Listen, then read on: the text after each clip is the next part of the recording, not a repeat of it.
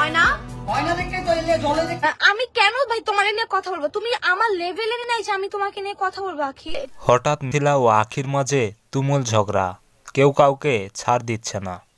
বিস্তারিত জানতে পুরো ভিডিওটি মনোযোগ সহকারে দেখতে থাকুন।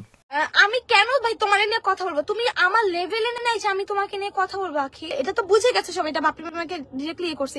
এখানে আখির গায়ে লাগছে। দেখি কি করি, আপুকে একটা কল দিই, মানে মিথিলা আপুর নাম্বার ছিল, আমি কল দিয়ে ইয়াসিন ভাইয়া রিসিভ করে। তো ইয়াসিন ভাই রিসিভ করার পর রাসেল ভাই কলটা তো ধরে, যা ভাইয়া আপনারা যে আখিকে নিয়ে এসব বলছেন বা রানিয়াকে নিয়ে কথা বলো, আপনাদের ক্লিয়ার করতে দে, মানুষ তো বুঝবো যে আমরা কেন স্ক্রিনশট দিছি। আমি বলতেছি সব বলতে তুই চুপ থাক।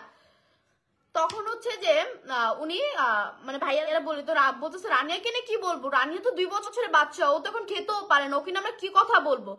আমার কথা হচ্ছে যে আখি কেন এটা নিজের গায়ের দিকে টেনে এনে নিল। তখন আমি বলছি যে ভাইয়া যখন বাচ্চার কথাটা মিন করছে যে বাচ্চা নিয়ে ব্যবসা করে খায়, তখন আমার মনে হয়েছে যে আমাকেই বলছে।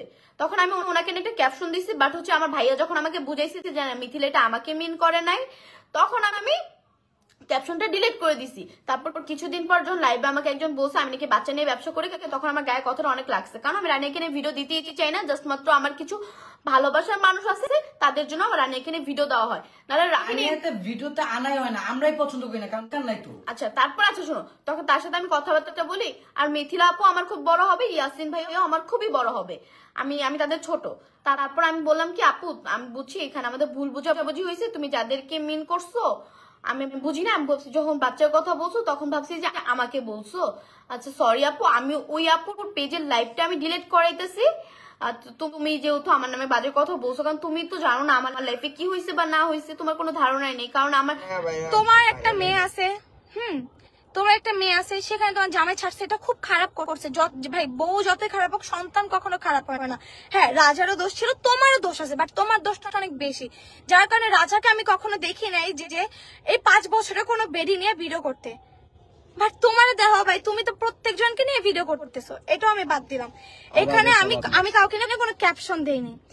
তারপরে এই দেখেন আমি এখানে দেওয়ার পর আমি এই ভিডিও দিছি লাস্টে, এই দেখো এই ভিডিও ক্যাপশনে ইনশাল্লাহ। আচ্ছা এভাবে না আমি একটু ঘুরে দিই, কারণ তোমাদের দেখতে একটু দেখো, জাস্ট আমার এই ক্যাপশনটা দেখলে বুঝবা। এই যে ইনশাল্লাহ আমি আমার মতো থাকবো। আরে ভাই ঘোলা কেন আছেন, কথা বলবো না। আমি কিন্তু এরপর কাউকে নিয়ে কোনো ক্যাপশনও দিইনি, কাউকে নিয়ে কোনো কথা বলিনি, বাট আখির গায়ে লাগছে। কারণ হচ্ছে সে ভাবছে তাকে নিয়ে বসে। ভাই তুমি চোর হলো অবশ্যই পুলিশের কোনো কথা তোমার গায়ে লাগবে, কিন্তু তুমি চোর, এটা তোমাকে